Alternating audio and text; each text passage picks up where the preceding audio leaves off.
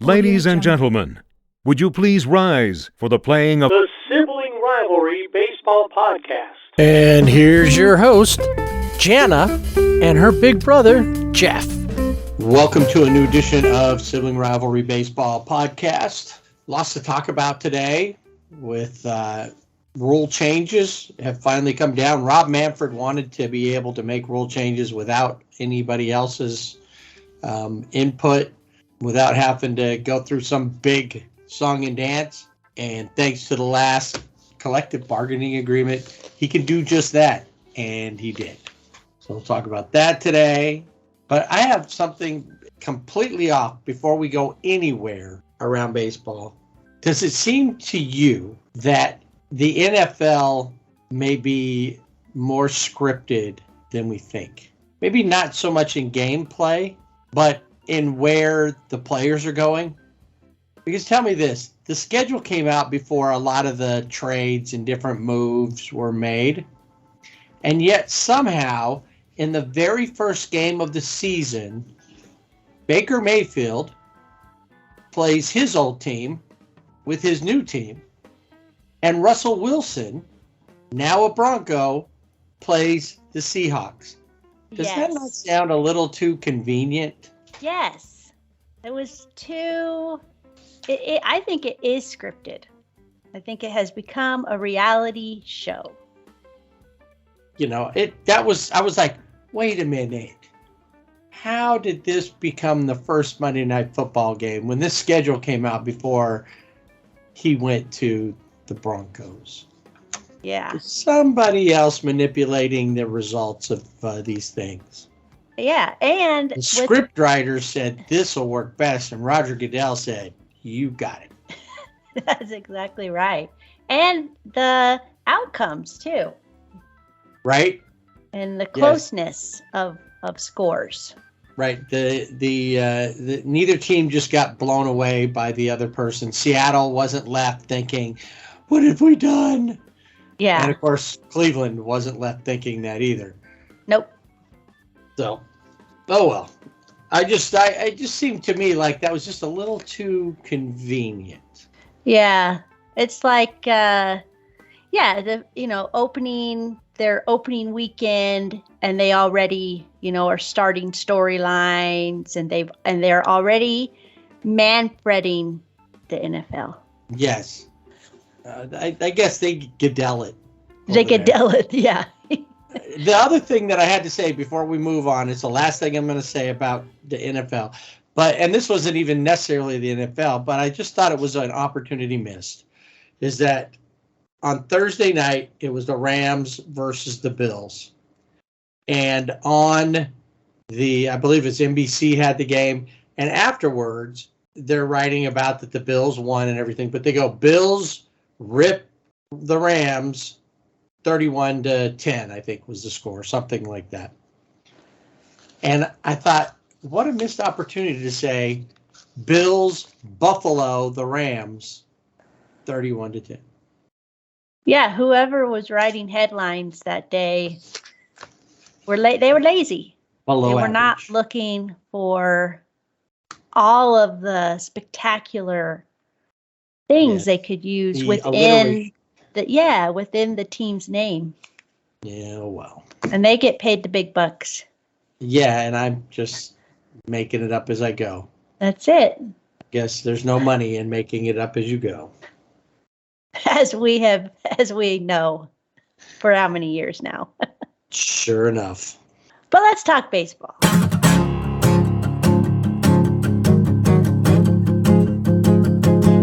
Oh, well, you mentioned rule changes, so let's jump in to rule changes. Now, I figured that you would probably have all the technicalities of everything. So I would let you go through the technicalities, and I'll just bloviate about whatever else. Yeah, I do. I usually do. Yeah. So, the rule changes are happening for 2023. We've been, I guess, warned, prepared. If you've gone to a minor league game, The bases are already bigger, and I didn't even realize that last year when I went that the bases were bigger, and then this year when I've gone to games, I'm like, oh yeah, the bases are bigger, but they don't seem exaggerated. But so you see that, and then the pitch clock is another one that you notice, but then in the course of the game you forget about because the minor leaguers, they use it so well. And then I think the biggest one is probably obviously the shift, the dying. But yeah, so everything was not unanimous. The players on the committee, there were 4 that were part of the 11-person committee. They voted against the pitch clock and the infield shift rule because, in the words of the union, Major League Baseball was unwilling to meaningfully address the areas of concerns that players raised. So they said, no, we're not doing that. And then they all agreed on the bigger bases. So yeah, I figured that really has been, out of all the conversations I've heard, that's been the one that pretty much everybody just goes, oh, bigger bases, and they move on. Lots of jokes about it. We've seen them. Jose Altuve standing in the middle of the base, like, it's so much bigger than he is. And then Rich Hill was caught on video going out and had a big old, like, sofa cushion looking thing or some kind of a chair cushion that he put out. Yes. That was, much bigger. And people have put out, like, they put out those little tarps that just cover the dirt areas around the bases, and they had one of those. This is the base by the time Rob Manfred is no longer commissioner. Where it takes up, most of the field. Right. There's hardly any room for the players the defensive players to stand at that point anyway. So there's not going to really be any shift. As it was then anyway. Exactly. And I think they should just make it, if they become that big, they should just make it a slip and slide at that point. Right. That would be so much fun. Yeah, well, let's look at the pitch clock first. The pitch clock will be 30 seconds between hitters. The catcher must be in his box and ready with 9 seconds left on the timer, while the hitter has to have both feet in the box and be alert to the pitcher within 8 seconds of the clock starting. Pitchers can still step off the rubber, which would reset the clock to 20 seconds if there's a base runner, and 15 seconds if there isn't. They're only permitted to do this twice per batter. According to Major League Baseball, the changes in the minors reduced the average game time by 26 minutes and coincided with an increase in stolen base attempts and stolen base success rates. And the stolen base numbers also may be related to the increased size of bases, but we'll talk about that in a minute. This will be interesting because the pitch clock. How do pitchers who have never used a pitch clock, veteran players, how will they react? And how will the batters react? Because it's not just the pitchers, but it's also the batters that have to, the hitters that have to have, both feet in the batter's box and, resetting the clock and all of that. So Joe Barlow of the Rangers, who's a right-handed pitcher, he said he hates the pitch clock. And he said not because of the time necessarily to speed up the game. I don't think there's anybody that really has an issue with that part of it. But he thinks the penalty to be a ball or strike. So if you violate that pitch clock. So his scenario is, imagine you're in the World Series and you have a full count, and on ball 4, you win the World Series on ball 4 because the pitcher took too long. Right. Yeah, that makes sense. Little things like that. This is going to be the one rule. I mean, the shift is going to be, I think, an issue too, depending on how it's called. Yeah. and we'll talk, like you said, we'll address each one of these individually. But this pitch clock thing, the more you think about it, first everybody's like, yeah, okay, that makes sense. It's cutting this much time off of a minor league game. Okay, well, minor league games typically aren't televised, as most games are. So a lot of time, how much time between innings and things like that is dictated by how many commercials we got to play in between. Yeah. We talked about that, and how the regional sports networks, have a stranglehold on things. Well, they're making their money by all the advertising they get off of it. So we're looking at that's how much it's really going to slow things down. I mean, speed things up remains to be seen. And I have some numbers on that in a second, just that as I was thinking about it. But all these little things, it's disengagement. You can only step off the rubber twice. And, what if you moved or you did something and an umpire said, oh, you disengaged, that's the third time, balk, or whatever. Right. And that's a concern as well with all of these, not so much the bigger bases, but both of these is we have umpires who think that they're bigger than the game right now. I'm talking about you, Angel Hernandez, but there's others who think that they're not just, remember, the umpire is part of the field. Well, now they're all trying to be superstars in their own right. Not all of them, but many of them. And how many of them are going to be making calls to that, on the slightest little thing? The batter wasn't engaged with the pitcher at 8 seconds. I think that's what the deal is there. The catcher wasn't ready at his time frame. The pitcher, and then like if you throw over a third time, if you don't pick them off, they get the next bag anyway. So where's this? I don't have to steal. I just got to convince you to throw over 3 times, and then I get the bag anyway. Right. Yeah. The pitch clock, like I said, I've seen it in the minors, and you kind of forget about it. But I think it's because in the minor leagues, they've been using it. So it just becomes part of the game. But I haven't, to be honest, the last time when I was at a game, the game was still over 3 hours. So it wasn't like it was under, and sometimes they're like, ooh, 2 hours and 55 minutes. Okay, well, the game I went to was 3 hours, 4 minutes. Is that much of a difference? The other thing that Joe Barlow said is he thinks that they should just fine the pitchers instead of making up a rule that he feels can genuinely affect the outcome of a game. Caleb Ferguson, he's a Dodgers relief pitcher. He's been, in rehab in Oklahoma City after Tommy John surgery. And he said he likes it, but he thinks that the problem is that it can dictate a game.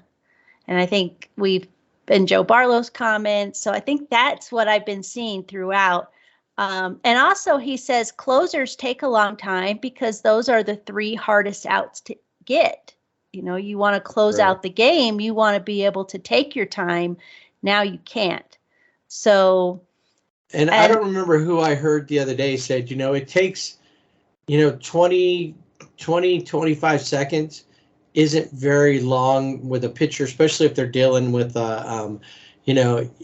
even a 30 seconds isn't a long time sometimes. Now, I don't know about that. I do know that the players say they like pitchers who work quickly because it does keep them involved in that. And that from that standpoint, if it keeps the ball moving and you're able to, into the potentially more offense because things are constantly going. You don't have time to stop and think. You don't have time. You just gotta go out there with your plan ahead of time. Because everybody is so hell bent on we got to reduce the game time. everybody uses that as this is the worst thing about baseball. Well, I get it that sometimes with baseball, the length, the 3 hours isn't much more than any other professional sport, even with the timer. NFL games are nearly 3 hours as well with their breaks and all that stuff. And there's not always constant action. You know, the NBA, there's more action all the time. And it still takes a couple hours to play an NBA game. To me, it's like, why do I need to rush through this? If I wanted to see something I knew was going to be around 2 hours, I'll just go to the movies. And how much money does it cost to go to any of these things? So you want to basically, if it costs me $100 a ticket to go to a major league game for a decent seat, and over 3 hours, it breaks down to, you know, just over $33 an hour. If it's only 2 hours, then I'm paying $50 an hour to be there. And now I'm getting less time, less enjoyment. Who knows what I'm getting less of? And I don't know that we need to have all these specific changes. We just need to figure out what was happening back in like the 70s and 80s with the time, because that's the big thing. The only reason that we're having a pitch clock is because we want to shorten games. But like you said, your game wasn't shorter. And if you get a lot more offense, chances are it's not going to be shorter. Yeah, I mean, if you've got one game in particular that we went to see the Isotopes, I mean, I think they batted around. So, you know, then that's what fans want to see. They want to see your team, the home team, get the runs and batting around and constantly getting hits. You know, that's exciting. And like I said, for me, watching the minor leagues, I think is different because the pitch clock's been there. It didn't seem to really affect the game that much, but I think it's because those players have been using it, and so they're well versed in, okay, can't do this. But there were also times where there was a delay of the game because the pitcher needed something happened with his his glove, and they had to get another glove, and that glove wasn't right, and that probably took it didn't seem that long, but it seemed like almost 2 minutes that it was, so that kind of stuff eats up. But I think that there is prediction of the game. I hadn't really thought about that. Alex Vesia also mentioned that.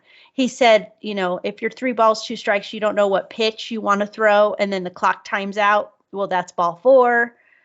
And you're predicting the game. But also the other thing I saw last night with the Angels, they had problems with their pitch comm.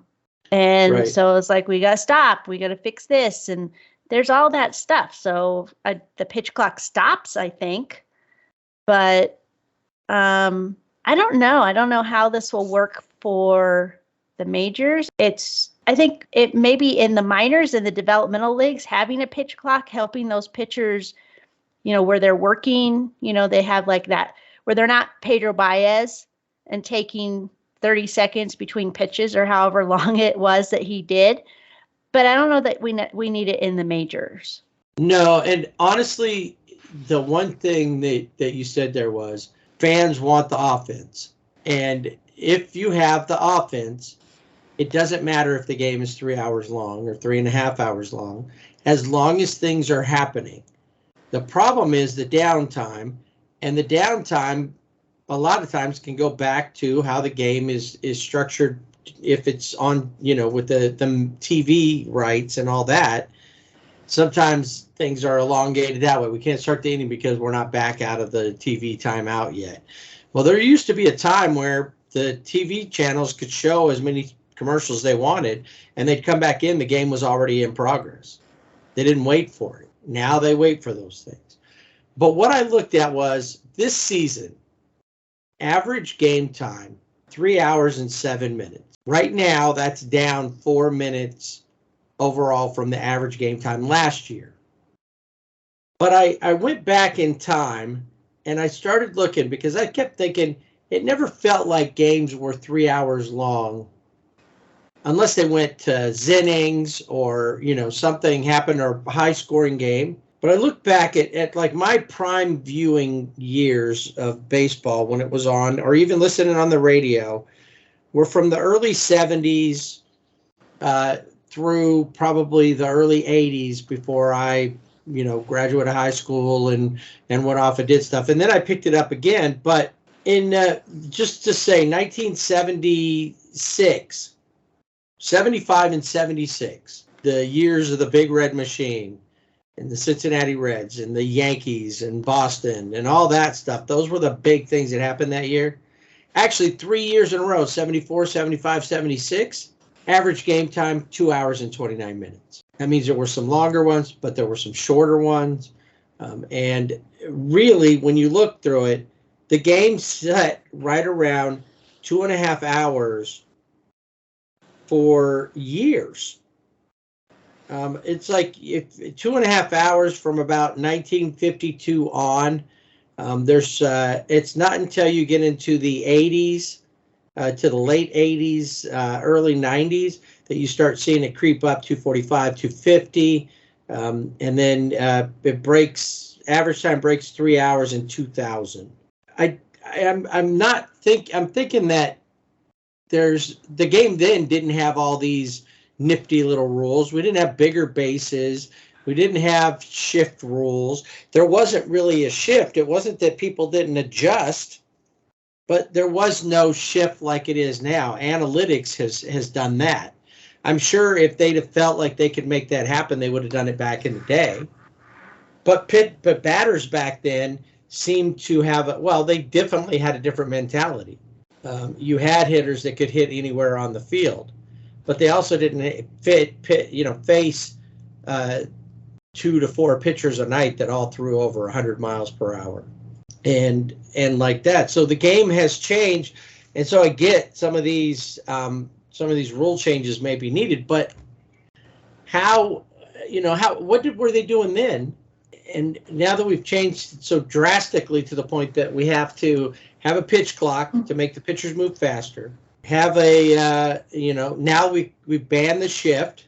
Might as well just talk about that one now too. And means what? The I don't know how it reads out technically, but I know essentially two players on the dirt on either side of second base. Yeah, so upon release of each pitch, there must be a minimum of 4 defenders other than the battery with both feet within the outer boundary of the infield dirt.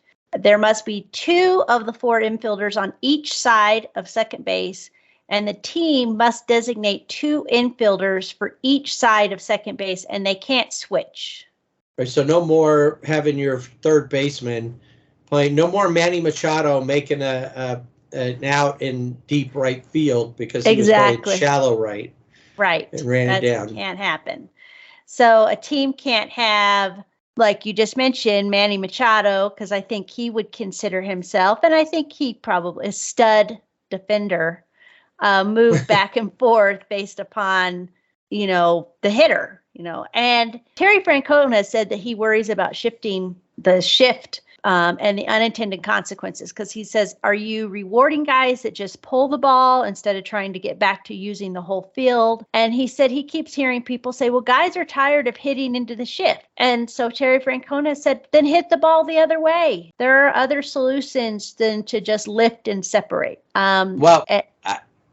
That's not the easy answer. Is hit the ball the other way. Right. Rick Monday, the other night on I don't remember which game it was, but anyway, during the Dodger game, right after those rules came out, he said, "Why should my team be penalized for having done the work to know how to play you to shut you down? Because my job isn't to let you hit. My job is to stop you from scoring runs. Right. That's what I want. I want my team to win." Which was kind of surprising. I didn't expect him to go there. On that one side, it's like, though, that's where we go back to analytics. But the other argument that I've heard is, okay, how easy is it to go the other way, hitting against a guy that's throwing 100? Yeah.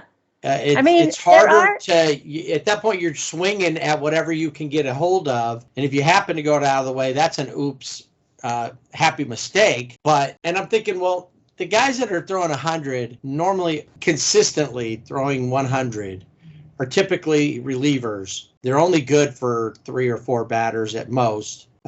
Because they gas themselves out. But with the technology they have, with pitching machines and all that, they can replicate almost any pitch with the new pitch machines, get them in the cages, and start having them face a 100-mile-an-hour slider and teach them how to hit it the other way. Yeah.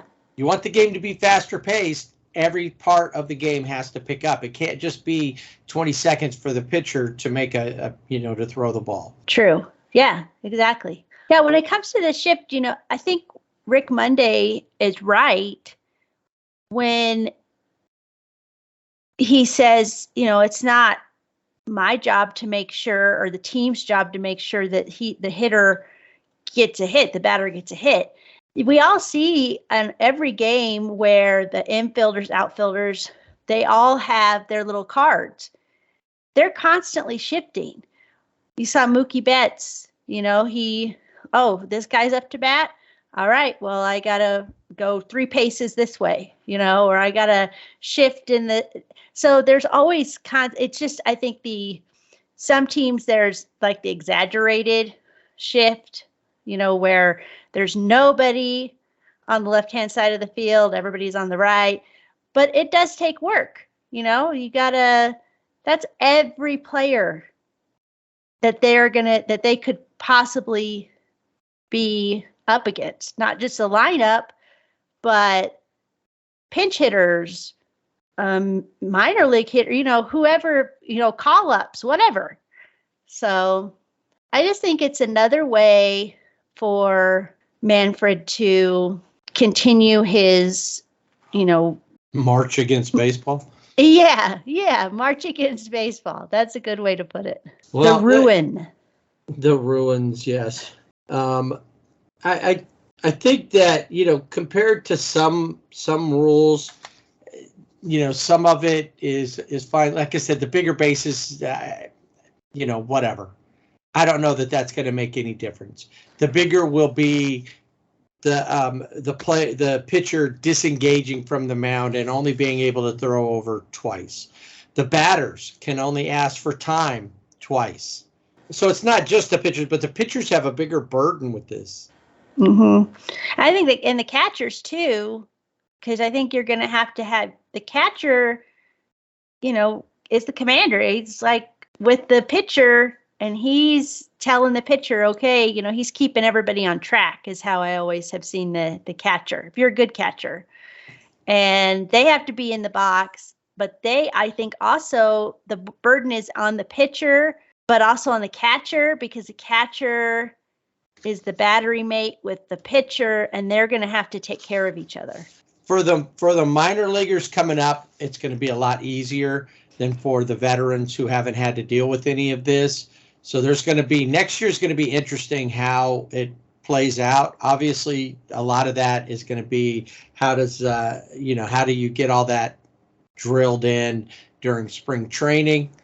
And then once we see it, we're going to see a lot of calls. And I swear we're going to see an umpire call somebody for being a little too far over, or the back part of your shoe was on the grass, even though it was just not even a full hair, slight little tiny hair right there. He made contact with the grass and make a call. So that way they can get the airtime. If you want that much airtime, go be an NFL referee, where after every play you can go out and go and call what the penalty is. That's not what this game's about. You're supposed to be there just because we're not calling our own fouls like you do when you play, street lot basketball, or playground basketball. We're not calling our own fouls here. You're not calling the catcher in a sandlot game. We'll call the balls and strikes, and everybody just goes with it, whether they like it or not. but there's an honor system there. They're there because these guys are now getting paid for it and the stakes are higher. It's easier to be compelled to cheat. So now they get a bigger base. Will that mean more steals or not? Who knows? I thought it was funny with the bigger base is that one of the reasons for the change is because players' feet are much bigger. Oh, right. Than they were when the bases were designed. So now I will say, just as you said that, flashing back, I remember a few seasons ago when Andrelton Simmons rolled his ankle on first base by stretching out to get it, and when he hit it, he rolled off. So maybe if he'd had a little bigger base, he'd hit the bag, and it might roll a little bit, but not like it did before because he hit the edge and then went over the edge. Maybe it'll be more steady. I don't know. I know that's supposed to stop the injuries of the players like coming in contact with each other. The first baseman can leave his foot on the bag and a little longer if need be, without worrying about that the runner might, hit him. But once again, how long have these bags been this big? Yeah, forever. I don't know, a long time. Apparently, it's only because players' feet are bigger than they were when these bags were this designed, except for Jose Altuve, who can take a blanket and a pillow. He could be out there and nobody even realize he's on base. No. Now, Major League Baseball did say that the increased base size in the minors has coincided with the decrease in base-related injuries by 13.5%. The other thing I was thinking of with the larger bases, and we've talked about it quite a bit, is the pop-up slide. And sometimes it's very obvious that they did the pop-up slide and then they're not on the base. But with the bigger bag, that shouldn't be that much of an issue anymore. And those replays that we have to set and is it definitive? Because how many times we've heard that? Well, that's not definitive. And if it's not definitive, then they're not going to overturn the call to see if the player, barely came off, if it was real quick and he got back on the bag. But it was like a split second. So that kind of stuff, I guess we'll have to watch and see. But the bigger one, I think, is going to be the pitch clock and how that affects the game. And how will the fans react in next season? Will there be a mutiny? I think it's all going to be how do the games go? Did these changes create more offense? Did they speed up the game? Because apparently that's all anybody wants to do. I want to get in and I want to get out. There's a little saying around our house is, let's go so we can come back. And, most of the time that makes sense. Let's go get this done because we're just coming home. It's not like we're going out. But if I'm going out for some sort of entertainment, why is it that I have a time frame on it? If I have a time frame on me going out somewhere, I can squeeze this movie in between 2 and 4:30. Well, maybe I just shouldn't go. Yeah. Maybe I should do it when I don't feel the stress of that. I'm going for an escape. I go to the game because I love the game of baseball. If it takes 5 hours to play the game, I'm going to sit there for 5 hours. I don't care. Yeah, I know exactly. That's just me. And I know the bigger problem is that viewership is down on everything.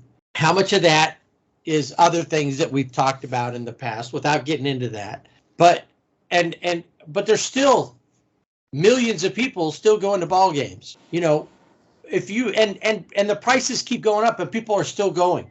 Make it easier to go to a game. Continue to promote the game out. Let Iowa watch more games. How many kids in Iowa play football now because that's all they can see? Because baseball's been like that. Those are the things, though, to grow the game. Not we have to make it faster because nobody wants to watch a 3-hour game. That's not true. People never said, I don't want to watch 3 hours of baseball. They just said, I want to see more action. But you tell me that if you have two players who are throwing a no-hitter, each side, throwing against each other, major pitchers duel, people will not be just as engaged in that. There will be people that aren't, because they just want to see people hit and run and do that. They want to see that action. The action is there. We've got to incentivize that instead of home runs and, all the power. We got to overpower them with our pitchers. And for instance, the greatest pitchers, like Greg Maddux. Greg Maddux he controlled the game. He didn't just come out and overpower people. And I think some of those things, stronger, faster, better, bionic players here, are having a bigger effect on the length of time and on the lack of offense. The idea that I always have to hit it over their head and try instead of trying to hit it through a gap. Line drive baseball, if you see the teams that are doing well end up having games where maybe they do hit a few home runs, but a lot of them are hitting singles and doubles and working the game that way. And that's how they end up winning. The Dodgers are not just a home run hitting team. They can do it. They can go on a tear.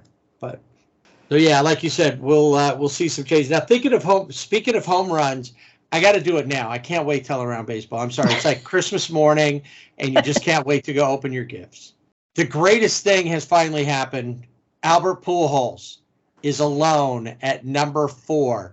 What a resurgence at the end of this season. He's finishing up his career. He's going out on a high note, possibly hitting 700 home runs. He only needs 3 more at the time of recording. So that will be, but he's past A-Fraud. And that is the biggest thing that we wanted to see. I mean, obviously we want him to have as many home runs as he can get, but to pass A-Fraud is, your birthday, Christmas, graduation, whatever happy occasions Arbor in your Day. life. Yeah, Arbor Day, whatever, wrapped into one. And the thing is it's not the best thing about this that I love is, he's hitting a lot of, home runs on the road, and everybody, all baseball fans are engaged in, we don't care. Sure, he hit a home run maybe, and a lot of these home runs have been game winning, maybe tied the game or a game winning home run, and nobody cares because he's in this pursuit. Right, you're going to see history, especially when he hits. I think he's going to hit 700. Yeah, me too. If all of a sudden he could go on some kind of an unreal tear, he's 17 away from Babe. Yeah. I don't think he's going to get there, but where he gets, it's going to be fun watching that the rest of the season. Plus, it helps the Cardinals are in the pennant race, and they're trying to stretch out their lead on Milwaukee. Yeah. So we'll talk more about what's going on with the pennant race when we get to around baseball. But yeah, ding dong, A-Fraud's gone. Okay, he just dropped to number 5. But Albert has done the one thing that I've been talking about for, like the last season I started banging that drum. He's over 600. Now we just got to get him past A-Fraud, and all is well. And he's there.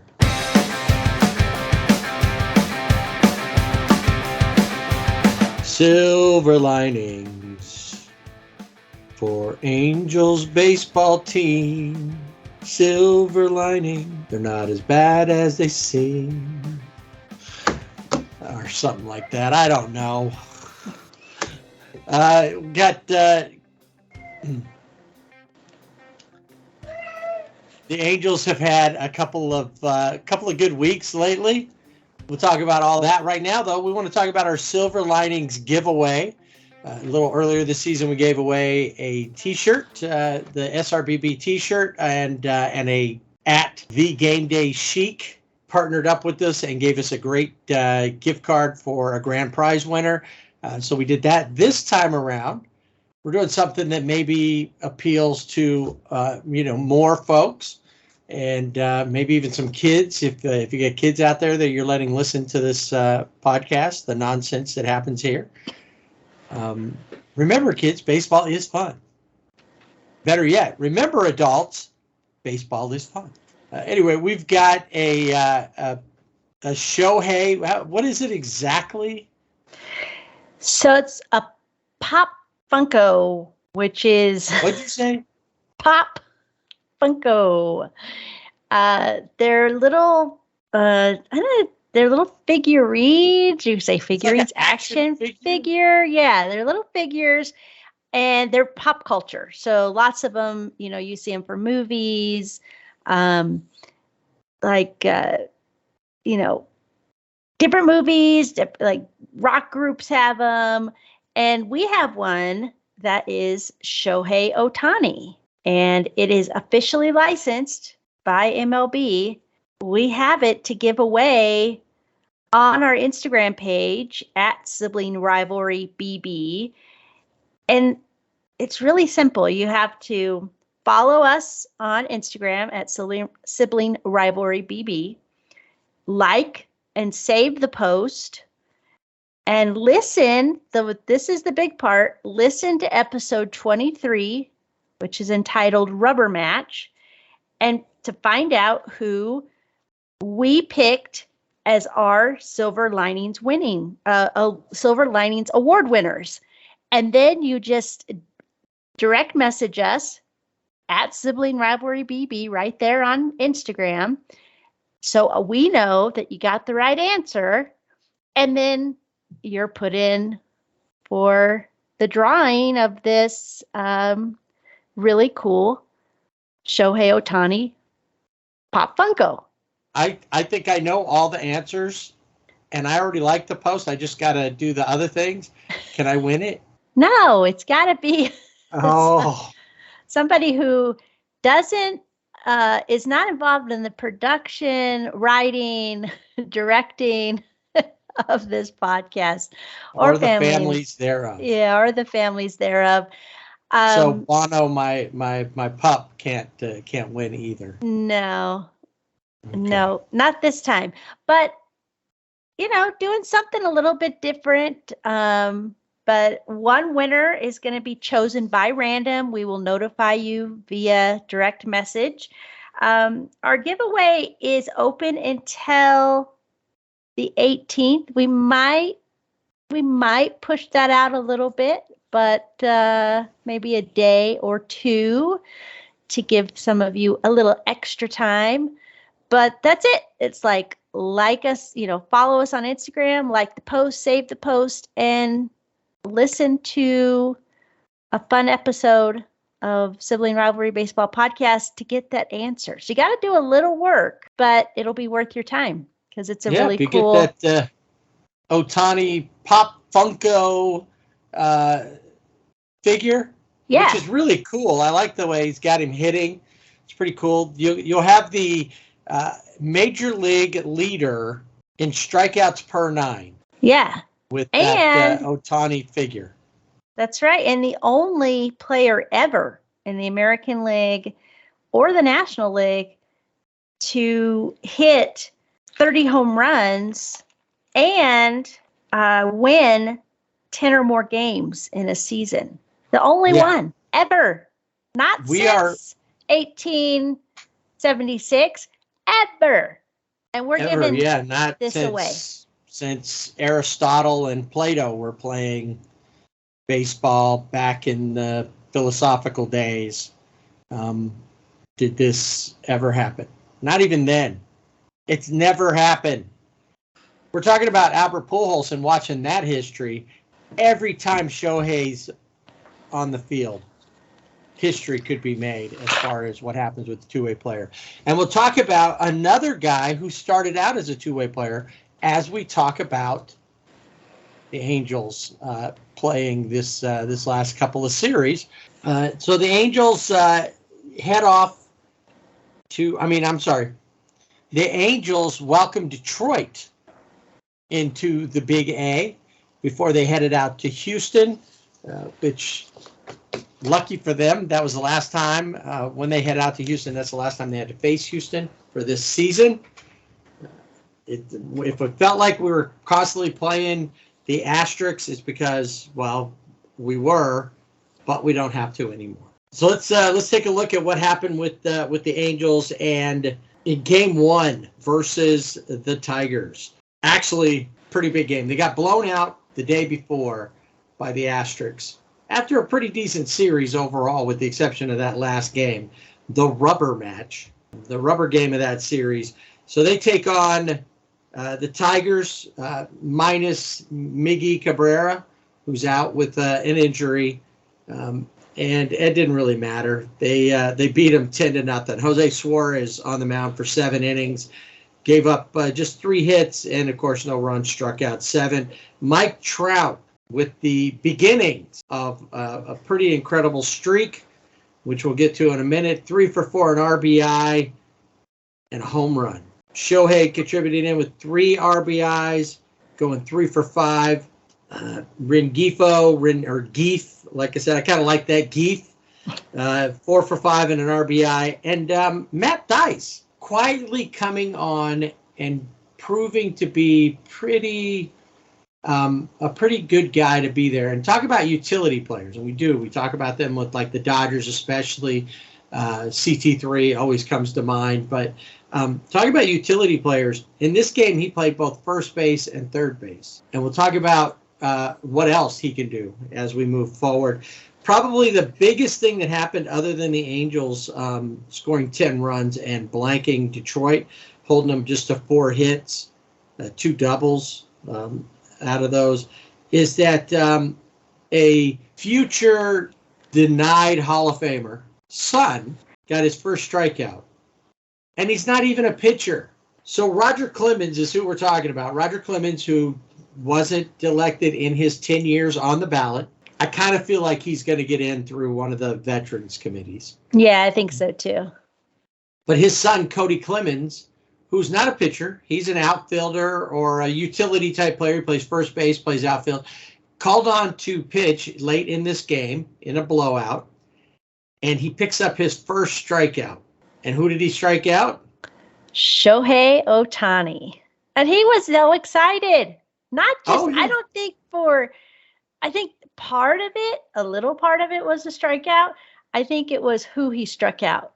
Oh, yeah. That was the main struck part. Out him, or Trout. Those are the guys you want to strike out. If you strike out, Matt Duffy or, Andrew Velasquez, oh, well, who cares? Yeah. Look at those guys. They kept the ball. He asked for the ball, which was verified, everything that they're supposed to do, that this was a strikeout. This was the ball that was used to strike out Ohtani.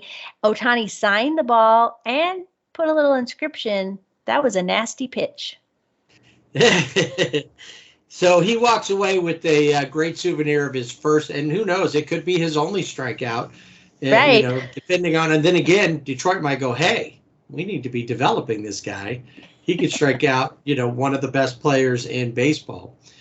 Got lots of questions. When we come to Shohei, we'll go on with the games, but lots of questions now as we're getting closer to the season about MVP talk, about him and Aaron Judge, who should get it. And I'm kind of wondering if we're not going to have the same conversation we had last year when we're talking about Vladdy Jr. and Shohei and what he's done. So we go to game 2, a Zennings matchup. They take it into the 10th. The Angels scored in the first and the second. And then, of course, Detroit scored a little bit later, and they moved it on, get to the 10th inning. In Zennings, the Angels are able to score 2 more and take the game 5-4. Mike Trout joined Mike Ford and Joe Adell with home runs. Taylor Ward, 2 for 4. Mike Myers got the start, went 5 2/3, 4 hits, 2 runs, only struck out 3. Big game for Javi Baez for Detroit. Not hearing his name very much. Yeah, you almost kind of forget that he even plays. Like I saw a commercial they have, if you watch MLB TV on the app, they have these things called Baseball Zen.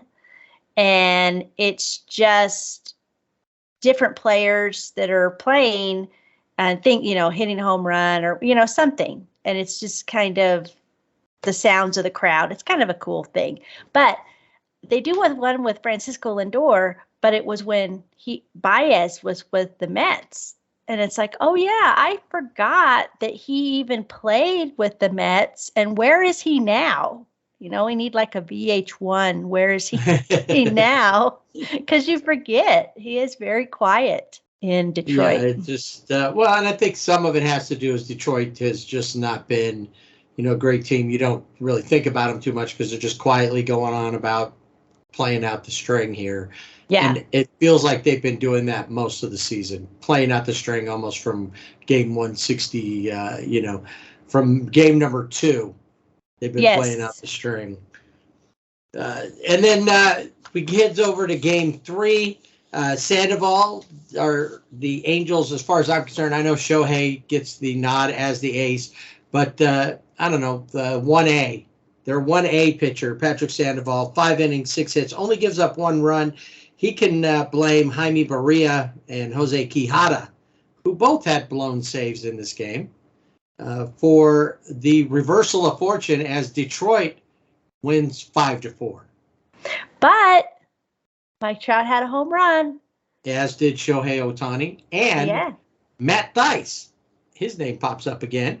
And I think he's finally getting where it's like, hey, I need to just go out and play. I can't worry about the rest of it. If I'm in the minors, I'm in the minors. If I'm here, I'm here. I just need to play. And if I play well, who knows what's going to happen. And he just seems, it's not that he's ever been an arrogant guy. He's never been like, Joe Adell came up like he was kind of cocky that, and sure you want some swagger, but he wasn't doing anything to have the swagger. He wasn't backing it up. Matt Dice has never really been that guy. No. But he's just been somebody that we're going to throw in there. Hopefully something happens. Oh, it didn't. We'll just send him back down. He's not, okay, that's fine. The potential's there, but, whatever. But, in this particular series, he steps up, plays pretty well. So they pack their things and they head to Texas, and they get to Houston to take on the Asterix. And I was a little worried about this when it came to Mike Trout, because Trout's been on he's not been on a tear per se, but he has definitely been making up for lost time. He missed a lot of the season, and yet he's challenging for the team lead with Shohei, and he's even up in in the top 10 in home runs in MLB, not just the American League, but in MLB. Yeah. And he doesn't hit well in Houston. We talked about it earlier in the season where it just seems like he doesn't see the ball very well. It's the opposite of being in Seattle. We'll see. Did that change this time? And we're talking about former two-way players. Michael Lorenzen, back off of the IL, making his first start. Did you know that he is the last player, when he was with Cincinnati, to pitch? It was like a Little League game for him. He pitched, he played the outfield, and got on base. Oh, all in wow. one game. I did not know that. Nor did I until that happened. Wow. So Michael Lorenzen, who's like, but he said something that we've mentioned before, that maybe what makes Shohei so good is he doesn't have time to think about hitting or pitching. When he's pitching, he's focusing on that. He doesn't hit as well when in games he pitches. He does sometimes. He's had a home run in a game. He's had some hits. But he gets in, he's just got to automatically get into batter mode and go hit. Michael Lorenzen said when he was more of a two-way player, he didn't have time to think about things. And I thought, that's exactly what we were thinking. That was our theory. We didn't know that, obviously, for true. And now, thanks to Michael Lorenzen, he has maybe given a little credence to our Clearwater revival. Yeah.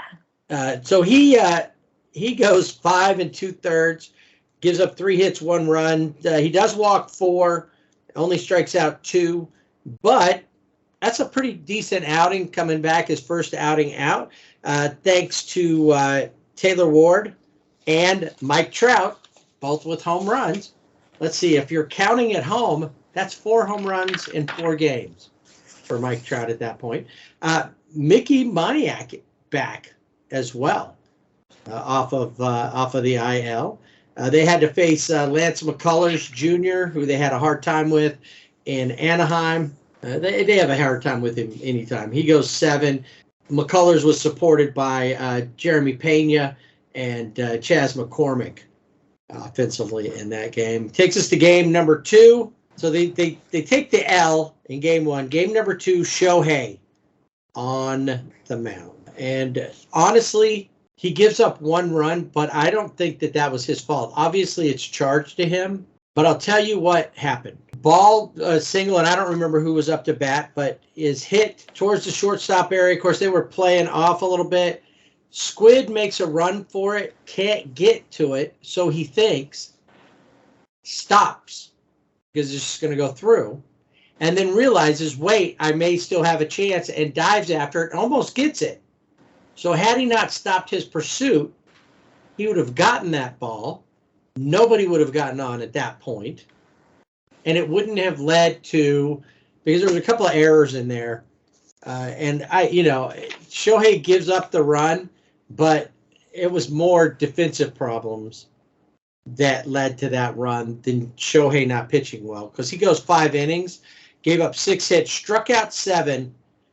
He went out in the top of the 6th to start warming up, threw a couple pitches and went, wait, something's up. And then said, wait, 1 second, threw 1 more, and then he goes, no, I'm done. Yeah. And he had Rich Hill disease. Right. You saw him out there blowing on his finger, and it was like, at first it was like, what happened? And then later, you come back and you see him blowing his finger, like, oh, it must be a blister or something like that. Maybe some kind of a skin issue. But he does well. They take on Jose Urquidy, who is another one of those. The one thing that I've really learned about Houston that really makes them a great team and a tough team to face is you have solid starting pitching overall, especially when Verlander comes back. But even without him, they have some pretty solid starting pitchers, but they have a better bullpen. And the starters can go 5-6 innings, and then the bullpen will come in, and one after another, for the most part, they'll shut you down. They're not immune to a bad outing, but they've got one of the better bullpens. They've done a good job constructing this team, as much as I hate to say it. In that game, Trout, 2 for 4, 3 RBIs, and a home run. Taylor Ward, 3 for 4. Mike Ford went 2 for 4. Squid, 2 for 4, and an ungiven error. That was the one thing. It was a lot of what you would call, I guess, unforced errors.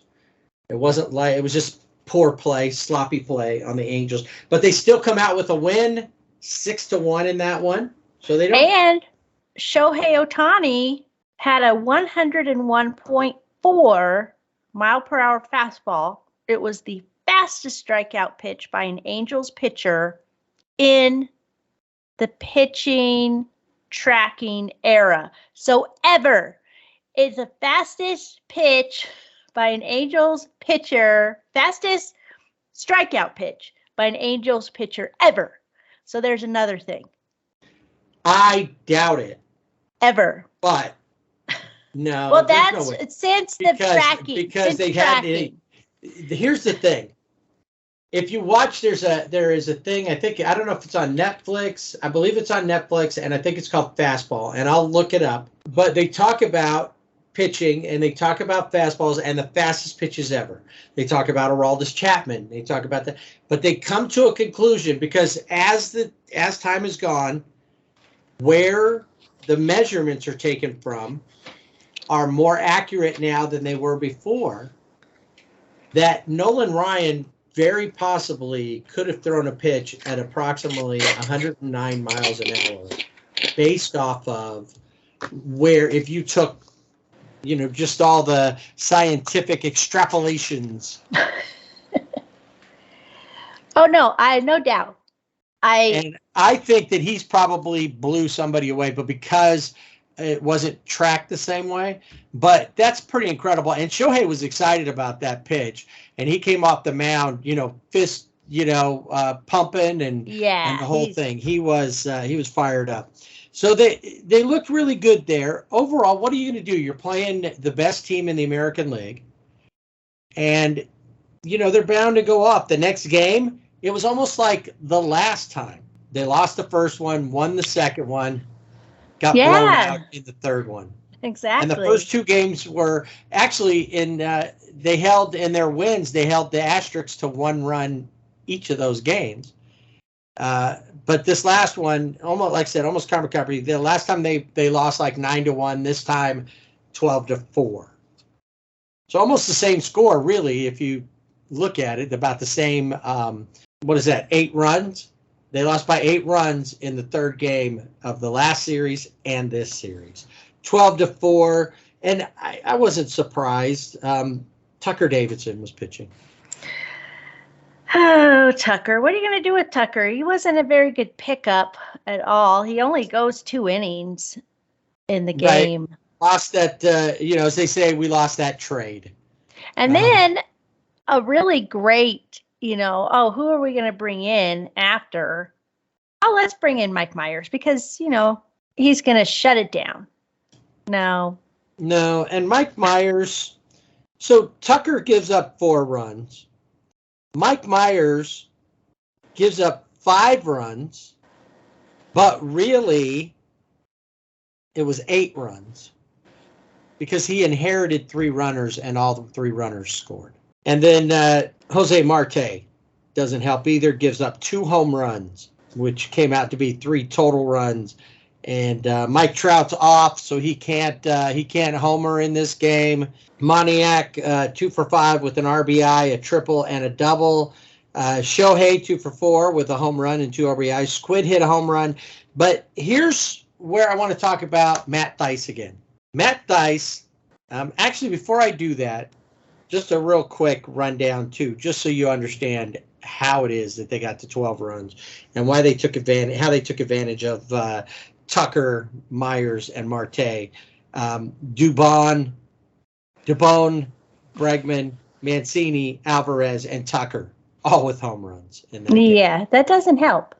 Tucker, Altuve, and Gurriel all had multi-hit game.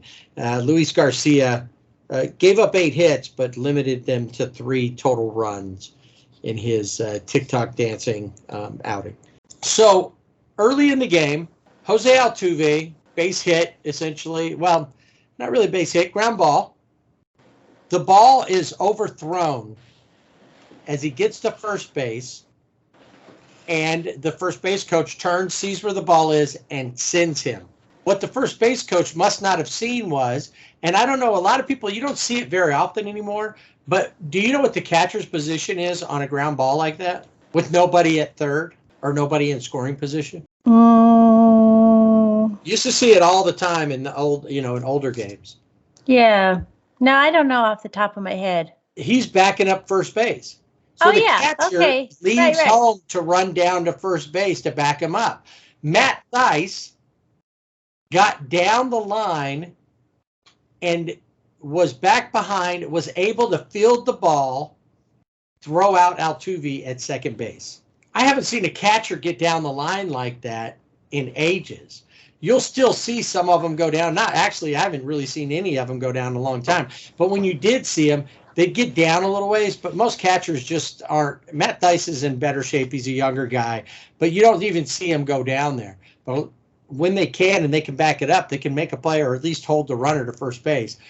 Because of Matt Thaiss' high hustle, he made it and was able to get Altuve out at second base. So that was a great play. All right, as of recording, I just gotta share this. The Angels, who we know, the Angels move on to play Cleveland. They go to see the Guardians in Cleveland, and then they go to, then they come home to take on Seattle. And so some of those, by the time you hear this, the games in Cleveland have been played. But as of recording, one has been played, and Mike Trout has a 7-game home run streak going. If he hits one more, he ties the all-time record for home runs in games in a row. So another historical moment connected with the Angels between him and Ohtani. And at this point, he when going into the game after the weekend, he was tied with Ohtani at 35 home runs and 5th in Major League Baseball. He's now 1 ahead. And who knows if he would have gotten a home run off of in that last game in Houston, or if having the day off, worked to his favor. But he is still on a pretty unreal streak.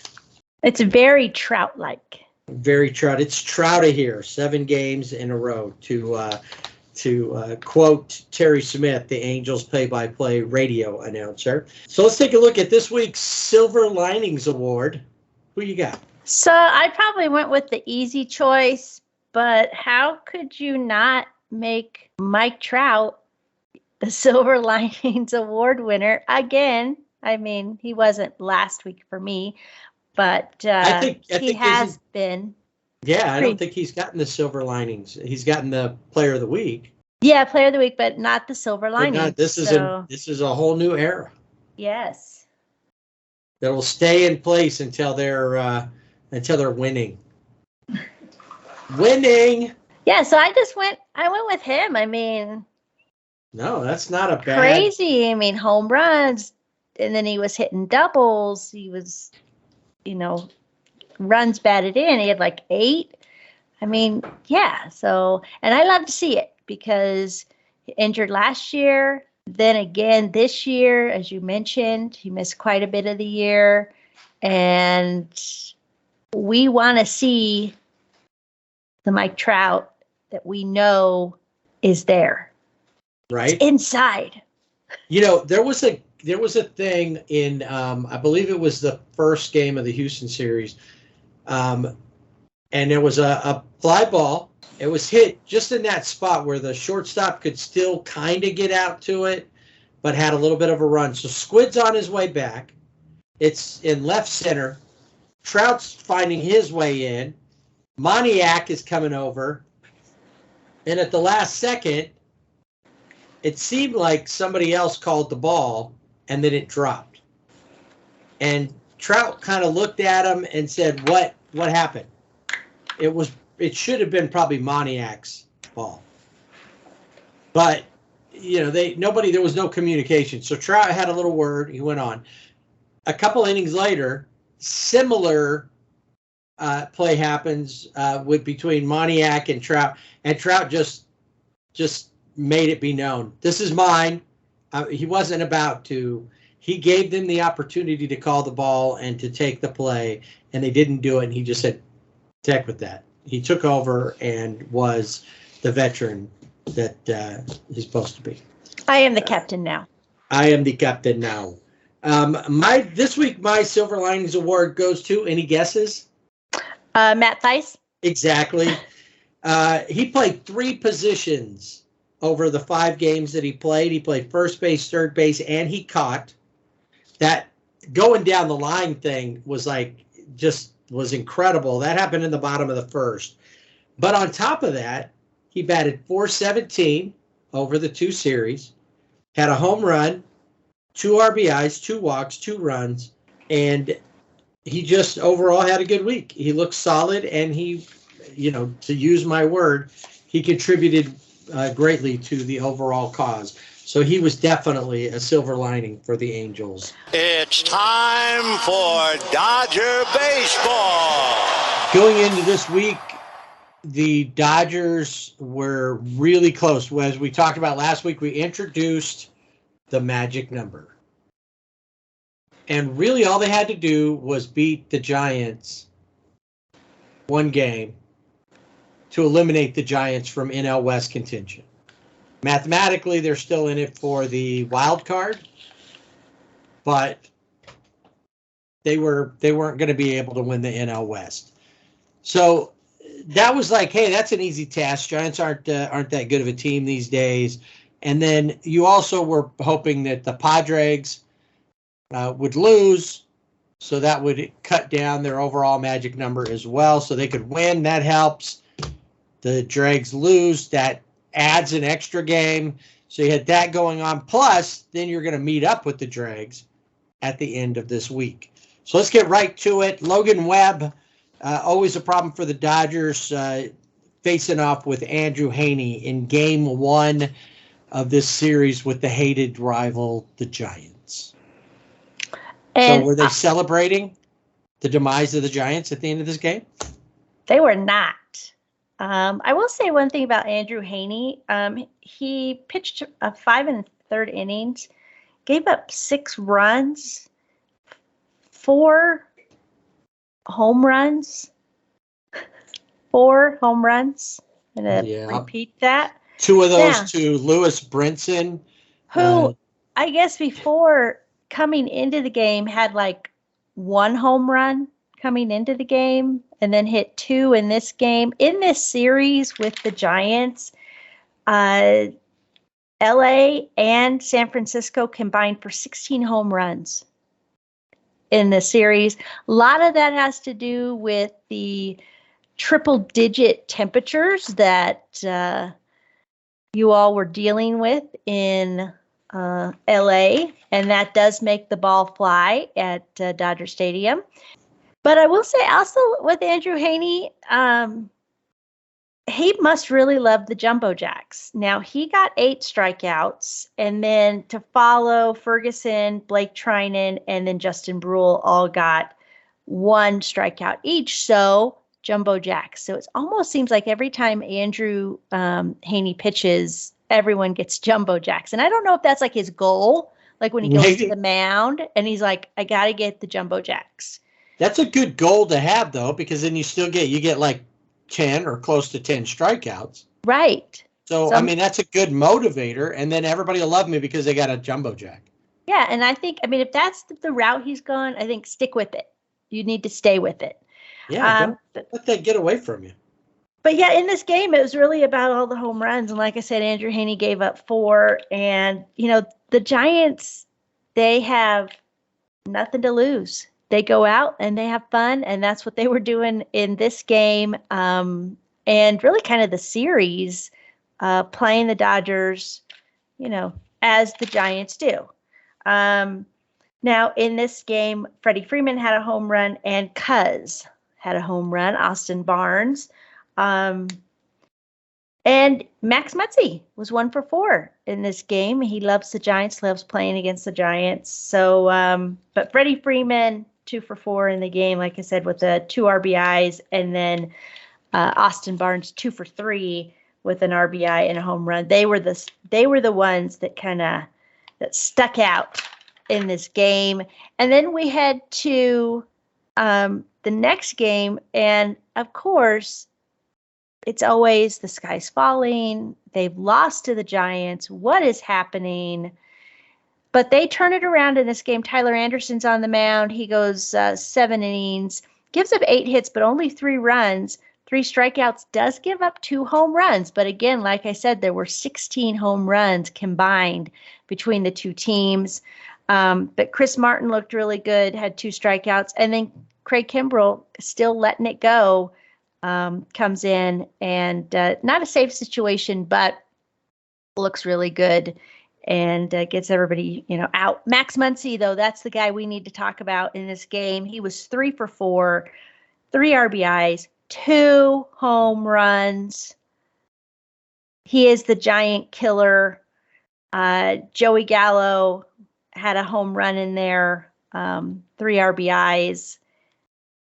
But it was all about Max and Tyler Anderson, I think, looking good on the mound. So the Dodgers win this game 6-3. And in that one, Lewis Brinson once again Yes. his yard. He had no home runs. Brandon Crawford joined him there. I also want to mention real quick from the first game, former Dodger Scott Alexander got some time on the hill versus his old It was a little weird teammates. to see him in the orange and black, but yeah. It's kind of like seeing Jock in the orange and black. Yeah. I think Jock was probably a little more shocking than Scott Alexander. Yeah, but yeah, definitely a little strange. We head to the final game of this, and that would be what? Kershaw Day. Or the rubber match. This is a rubber game of the series. Alex Cobb on the mound for the Giants. He went 4 and a third innings, and then of course Kirsch had a pretty decent outing, didn't he? He did. 6 innings, gives up 5 hits, 2 runs, 8 strikeouts on only 1 home run. But he had that same mentality. He and Haney's like, listen, this is your goal. 10 strikeouts, jumbo jacks. Do it for the jumbo jacks. And maybe that kind of channels the whole thing. Justin Brule came in. He had been called up from Oklahoma City, still kind of finding his way. He gave up a home run. But Evan Phillips looked good with 2 strikeouts. And then Alex Vesia, of course, came in and closed it out with 2 strikeouts. Dodgers Brule win. gets a blown save in that game. Yes, he does. And so Kirsch does not figure in the decision. Yeah, that was the most, I think what people were most upset about was Justin Brule. And he's kind of a question mark for me. I'm not quite sure about him. You're going to have to get over that and stop asking that question, because we know that the Dodgers are having pitching issues. And I know you'll get into that a little bit later. But I don't think that anybody can be discounted at this point as far as the Dodgers pitching. They're going to need all arms on deck. Oh, yeah, and, definitely. They might actually need to get Hanser developing a couple of more pitches, because they may very well need him more than just blowouts. But in this game, we got Max Muncy, 3 for 5, 3 RBIs, home run. JT gets in on the action with the home run. He's 2 for 4, with 3 RBIs. Cuz 2 for 4. I mean, just, getting hits. Of course, we talk about the top. We always talk about Mookie Betts and Trey Turner and Freddie Freeman. All of them had a hit. Trey had an RBI. He had a double that scored a run. So, well, and you've got to expect from Freddie, it seems like that's just constant. If he doesn't get a hit, that's bigger news than when he does. Exactly. He leads MLB with 180 hits as of the weekend. He leads MLB in batting average with a .331 batting average. He's 6 points higher than Goldschmidt is, whoever he's been talking about Triple Crown. Not to say that he can't he's still, it just takes a little mini slump by Freddie, but I don't see that happening. Freddie has been by far the most consistent Dodger, and Trey's a close second. But the 2 of them have been far more consistent than even Mookie. And Mookie's been pretty consistent overall. Yeah, he's kind of trailing behind them, but they all hit together in the batting cage and really, I think, help each other out. Obviously, we saw that. We talked about how Trey and Freddie told Mookie, listen, you just got to get out there and hit. You got to stop looking for that pitch or watching for that pitch. You just need to hit. And we've seen that because he's just been crazy, he's already 30 some odd home runs. So, and what is it's considered an unwritten rule of baseball is you hit the ball where it's pitched. Just go out there. The greatest hitters, Rod Carew was a big one, who could take wherever you threw it, and he put the ball where he wanted to put it. Tony Gwynn, another one. These are guys that you're not seeing that kind of technician type of hitting from.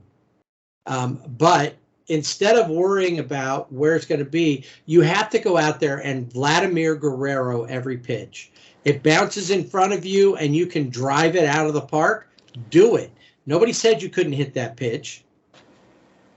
It's not a dead ball because it bounced in front of the plate and you were able to hit it. That is the key. Don't worry about where it's going to go. Once you see it, you employ, like a lot of hitters did. Pete Rose talked about this, and you could see the lights going on in A-Fraud and Frank Thomas's brain when he was telling them this. I just moved up in the box to cut it off. They can't backdoor slider me because it breaks when it gets back behind you. They can't do that if I'm up farther in the box. They got to try something else. I can make them, and now that's even a better strategy, because when you've only got 20 seconds and the catcher's going to call something, and then right in that time frame you slide up in the box a little bit, you've now thrown them off. Now what do? I can't drive. If I disengage, it's going to cost me, or could cost me down the road. I'm out of luck.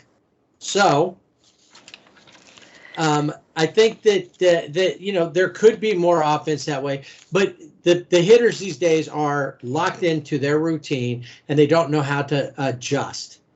And I think that what we're seeing with like Freddie, I see Freddie take and go, this looks like a good pitch to hit, and he hits it. He doesn't worry about where it's at. But you got to go like Vladimir Guerrero Sr. and just, you can hit that ball wherever it's coming from. If it looks good to you and you can put the wood on it, do it.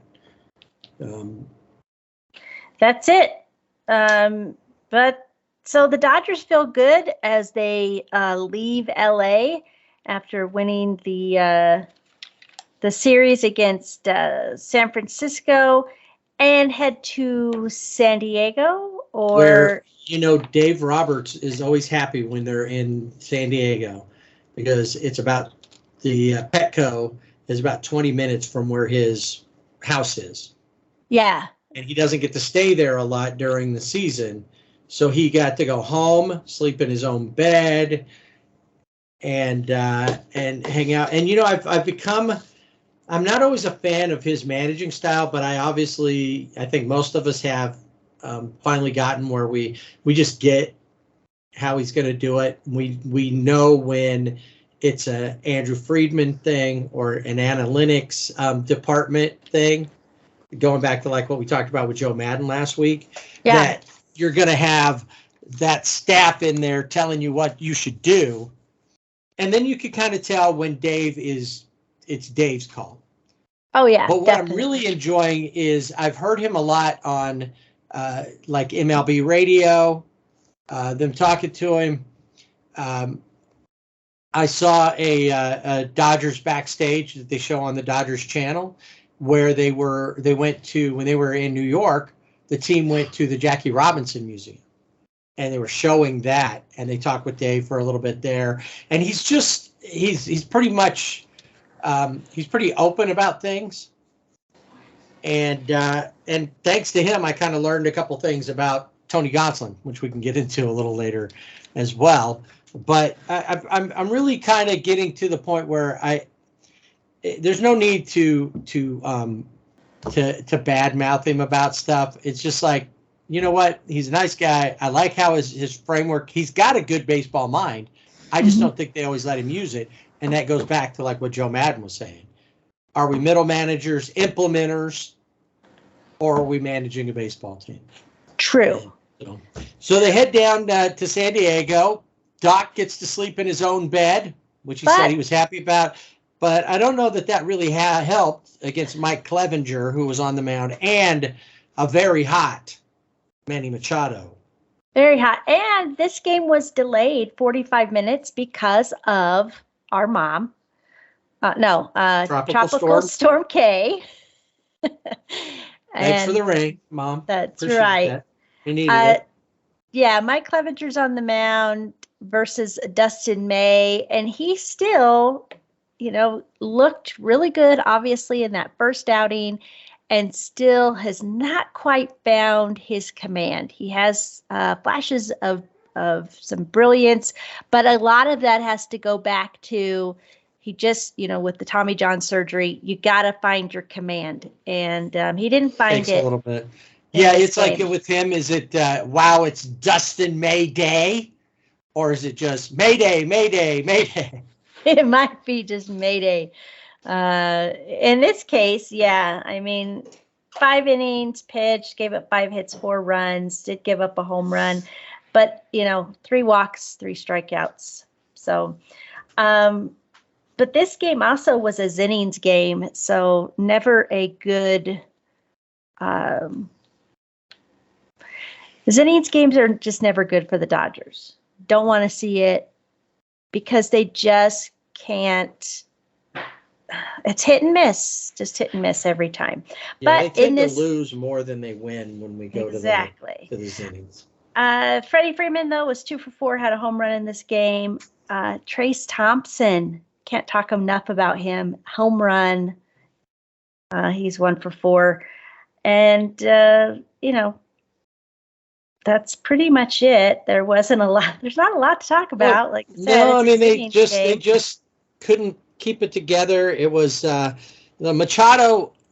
It's like when you're playing in any other sport. You've got if you're playing the Lakers, let's say, and you shut down LeBron James, you force other players. Now the best teams have a lot of options. But you go somewhere and you shut down a certain player. We've talked about Virginia Squires having both Dr. J and George Gervin at the same time, both prolific scorers. If you could shut them down, you were going to win. If you could shut down in the NFL, we're stopping their running game. If they can't pass it, or you're constantly blocking the best options. In baseball, it's easier to let one player just go about their business if you can counteract it on your side. So who cares if Manny Machado goes 3 for 3? The problem is you can't let Trent Grisham hit a 3-run home run. You cannot. And that's what he did. And then also, this is the question I have, and I know you're going to say stop questioning it because it deals with pitching, but they had Jake Reed and they had Heath Hembree. They both pitched in New York. That was kind of like their first, they got called up.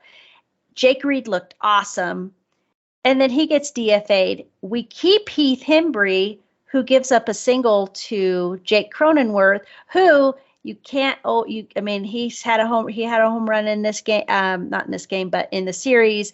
But he gets hits when they need it, and he gets the single that scores Soto because Soto was on second, and that's it. That's the end of the game.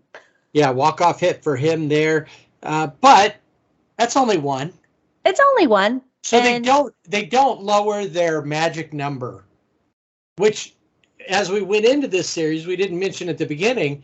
If they sweep the Padres, they are the champions. You are the champion. They would have been raised up like Mufasa raising up Simba. Yeah, so it's because I had forgotten Simba's name. Yeah. Isn't that funny though? I forgot the easy name, right? But I remember the harder. What should have been the harder name, right? Exactly. so game 2 though, Julio, 16 wins he gets with this game. And again, underrated, goes 7 innings, gives up 5 hits, 2 runs, does give up 2 home runs, but 5 strikeouts, and looks good. I mean, he really is, somebody that I think we just like, oh, Julio's on the mound, and this is what he should be doing, and we don't give him enough credit. Again, though, he pitches to 7. Phil Bickford comes in, gives up 1 hit, but no runs. And then Heath Hembree, again, comes in, gives up 3 hits and 2 runs. He is like, I don't get, why was he kept and not Jake Reed, who in his 2 appearances looked good. Look better than Hembree has. Yeah. Manny was responsible for the 2 home runs versus Julio. Yep. And then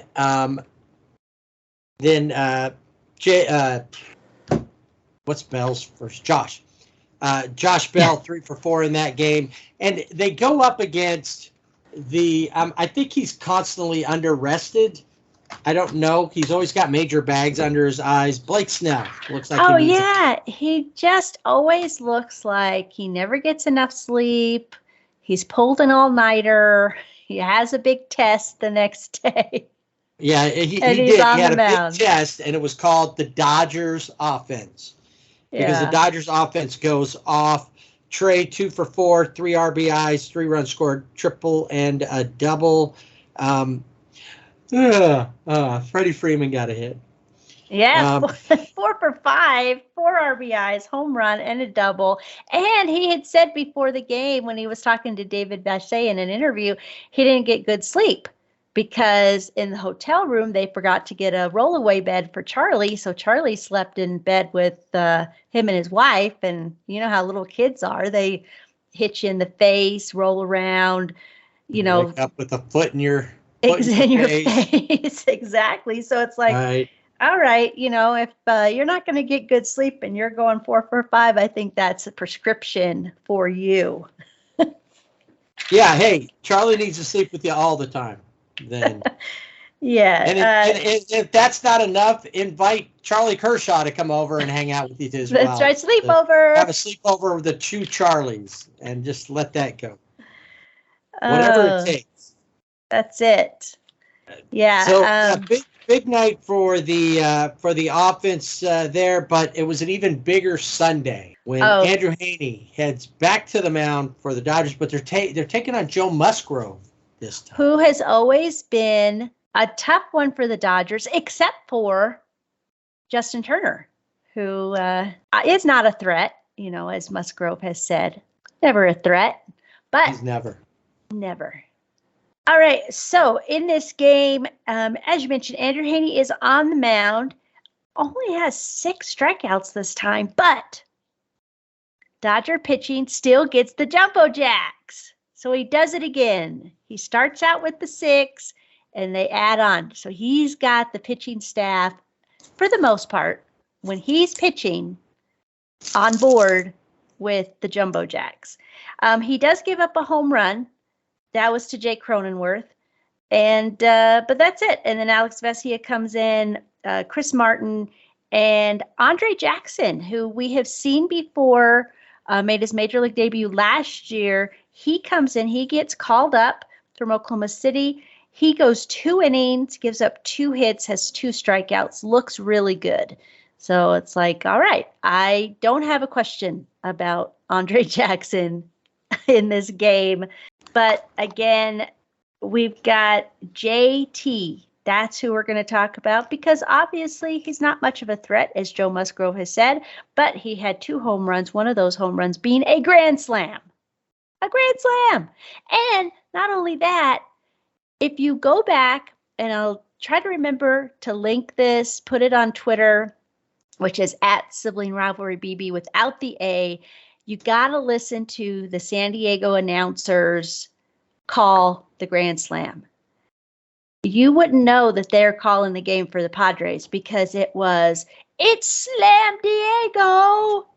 And it was Justin Turner who was hitting it. It's fun. I guess it doesn't matter. It doesn't matter. I think it's just if they can say Diego, slam. It's Slam Diego. It doesn't matter. We're taking credit for it. Yes. Even if that's not our team. But yeah, this was a game the Dodgers are like, all right, we played, and now it's 11-2. They win this game to close out this series with the Padres. JT in this game, 2 for 4, 5 RBIs. Like I said, had the 2 home runs. Trey Turner with a home run that was off of Will Myers, who has pitched before. So, not as exciting because it's off of a position player, but he hit it into that top deck of the Western, that brick building. Right. Can't think of what it's called, but anyway. Western something building. Yeah. I know what you're talking about. That does not happen very often. No, that was pretty incredible home run as well. But even you got Cody Bellinger 2 for 4. You see CT3 hitting. Max Muncy, 3 RBIs. At one point, I think, was it in this game where Dodgers, it was 2-0. Max lays down a bunt, that gets it going. That kind of gets the scoring going.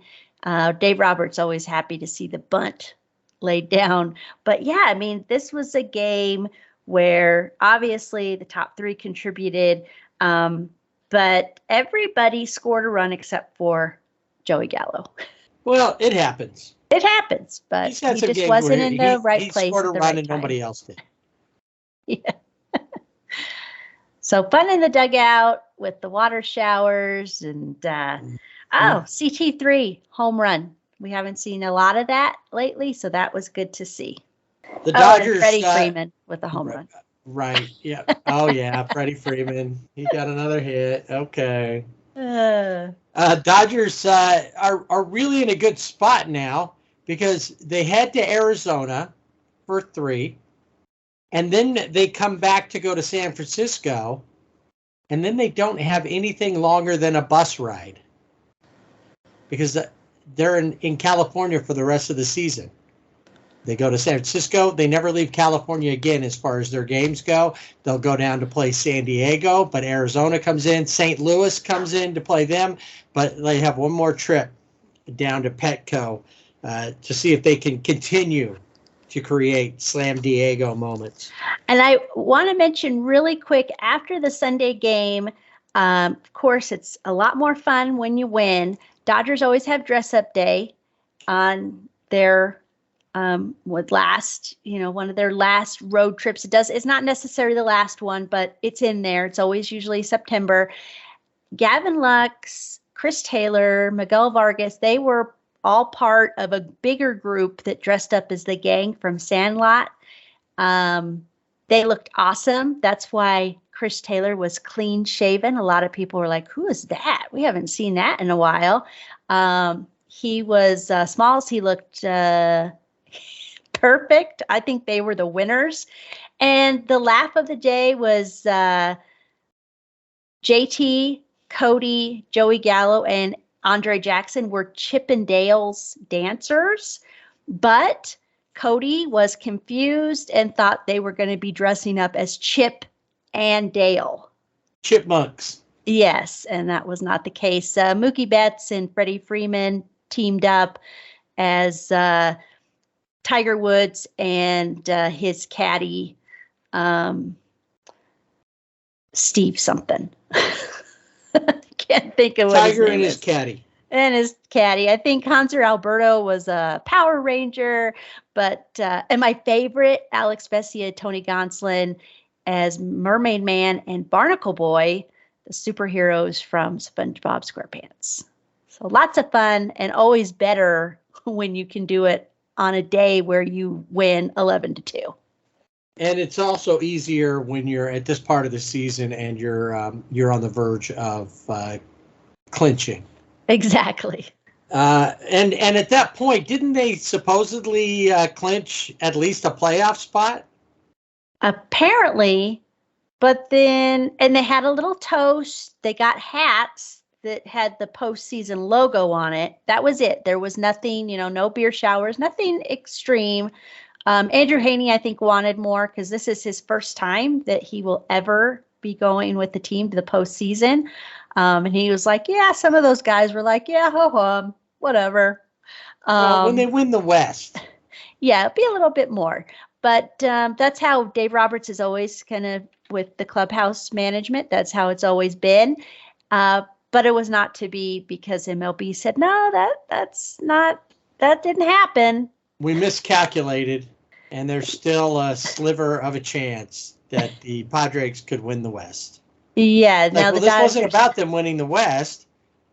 The Dodgers, did they make the playoffs or not? It's just a matter of that they can at least get a wild card spot. Exactly. Were they going into the postseason? It had nothing to do with winning the division, anything like that. But the MLB said it's like the movie Mr. 3000 with Bernie Mac. Yeah. Where they do a calculation, they find out he only had 2,999 hits, and of course he's been Mr. 3000 and everything. that he's done in his post-baseball life? Yes, cereal, batteries, whatever. Everything. All right, so let's take a look at this week's Player of the Week. All right, this week I had to go with Max Muncy, 9 RBIs, 3 home runs, got the Dodgers on the board with a bunt. Yeah, I mean, love seeing Max be Max. You know, you want to see the funky monkey Max, and he's here, and want him to continue. Yeah, no, that was it was good to see him out there, and it's always good to see him smiling and feeling happy about playing the game. Max is definitely an awesome choice. I went, as you would say, the obvious choice this week, and I went with Freddie. Freddie was just on fire. Get this, he batted .546. It's outer worldly. More than half of his at bats came up with a hit. It was pretty incredible. I don't even have to say any more than that. I already said he leads MLB with a .331 batting average, and in hits. So he has, and I don't want to hear any more about what happened in Atlanta, whether he wanted to be there or didn't want to be there, because bottom line is he's a professional and he's come here and he's playing. And I'll think if he'd have gone to play with the A's, he'd have been doing this because that's the kind of guy he is.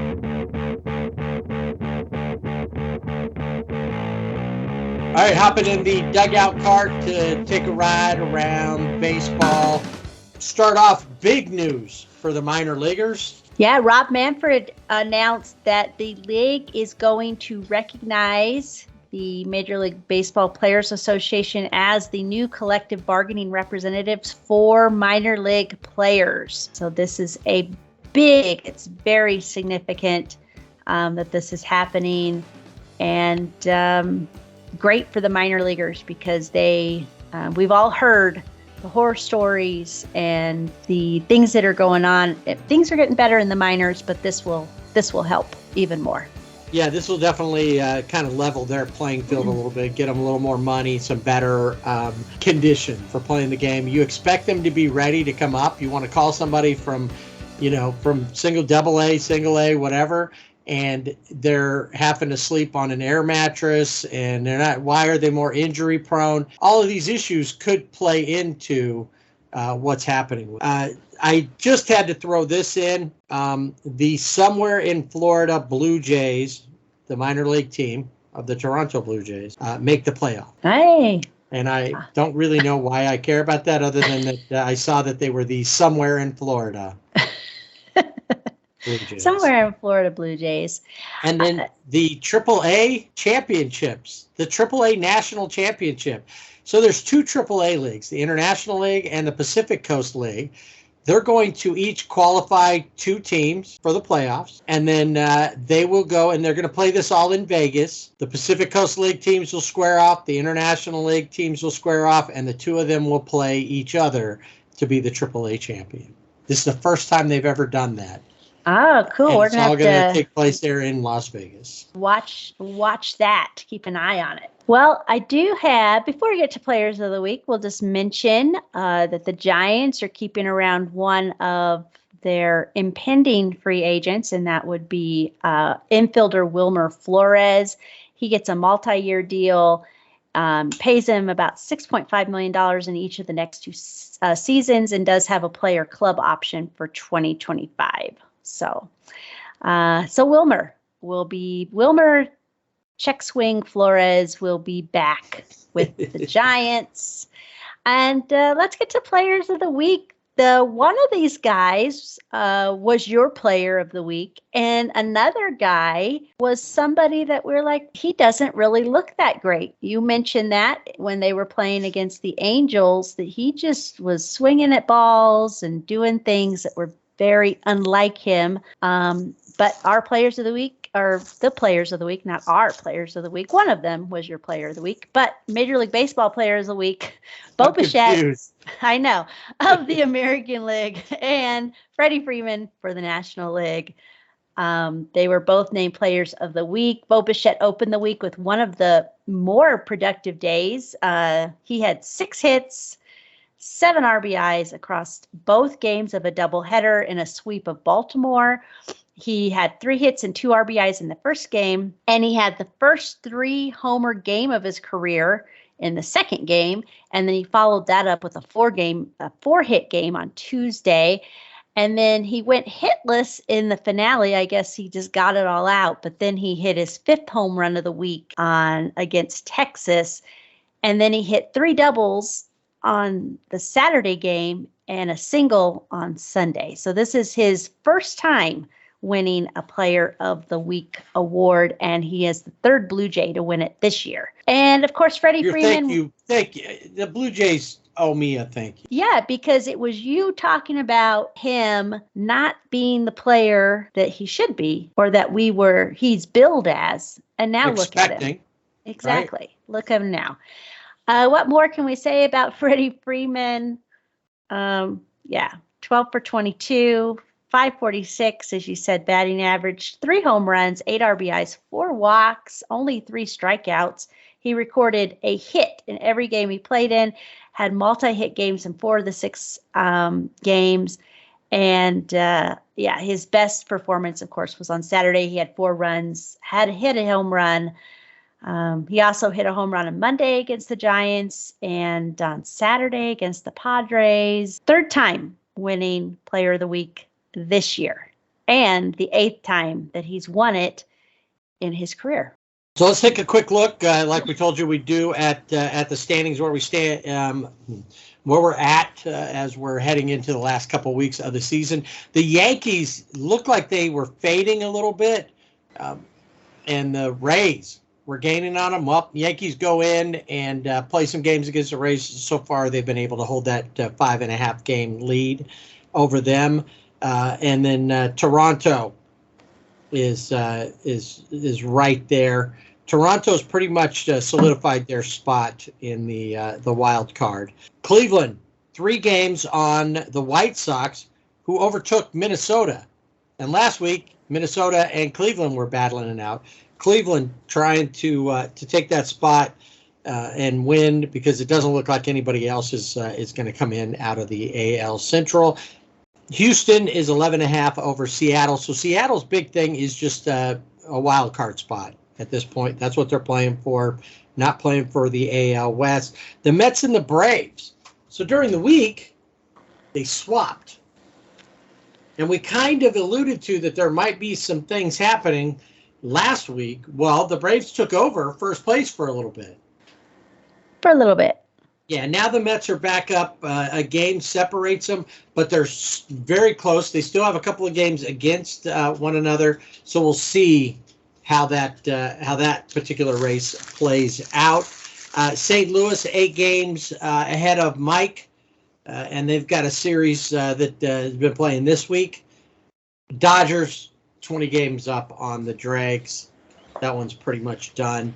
And then if we look at what we're going to see probably playoff-wise, Houston and the Yankees will get the bye for the first game. Houston's going to have to go to lose the number 1 seed. Houston is up by 6 games over the Yankees. They're going to have to drop quite a few.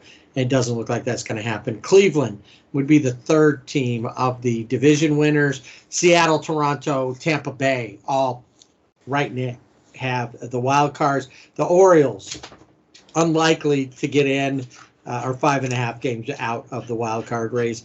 National League, the Dodgers and the Mets right now hold the bye weeks. The Braves are 10.5 games up, so they're pretty much in the wild card regardless. We'll see what happens with if things change, whether it's the Mets in the wild card and or what. And then Philadelphia is 1.5 games up over San Diego. San Diego holds the final of the wild card spots with a 2-game lead over Milwaukee, which could still, they don't have any head-to-head, but all it takes is for the Padres to lose a few and Milwaukee to win a few, and that could change in a hurry. The one thing that they're going to have to watch out for is to make sure, and that's the Padres, the Brewers, any of these teams, just got to make sure that their players stay off of The wheel! Oh! Oh!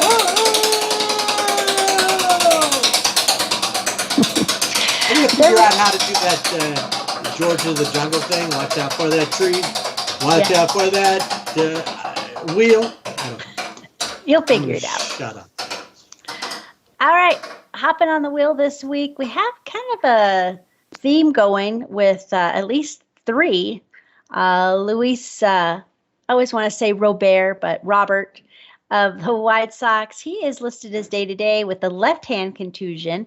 Jose Iglesias, I mentioned him last week. He is now on the 10-day IL with a right-hand contusion, and David Fletcher is listed day-to-day with a right-hand contusion. Which, I forgot to mention that. He got hit in the hand. The ball came inside, and it looked like maybe it went off the bat, but he had dropped his hand off the bat, and the ball hit him right in there. And at first, there was talk that he had a broken finger. But it looked like it hit like the heel of his hand, the palm, lower palm, heel of his hand. So there must be. Whatever it was. Yeah, because we got three players, Chicago, Colorado, and the Angels with contusions, hand contusions. Gavin Lux is listed as day-to-day with back soreness still. Hasn't been put on the IL, has been doing some batting practice. Blake Trinan was off the IL, now back on the IL with shoulder soreness, but has been throwing, said he feels good. So we will see how that goes, because we really do need him. Victor Gonzalez and Danny Duffy both had their rehab stopped, and because they are not progressing as they should be. And so we probably will not see either of them before the season ends, or even the end of Danny Duffy's, because this is the end of his contract. That's it. So if his goal, as you said, was to never pitch for the Dodgers, he did it. He did it. You did it. So but that was his goal. It must have been. He always wanted to be a Dodger, though, because he grew up a Dodger fan. So he was a Dodger. He wanted to pitch for the Dodgers. Yeah, he was a Dodger, but he never pitched. So, but Tommy Conley, it looks like he's with the taxi squad. He went through his rehab, so we could see him.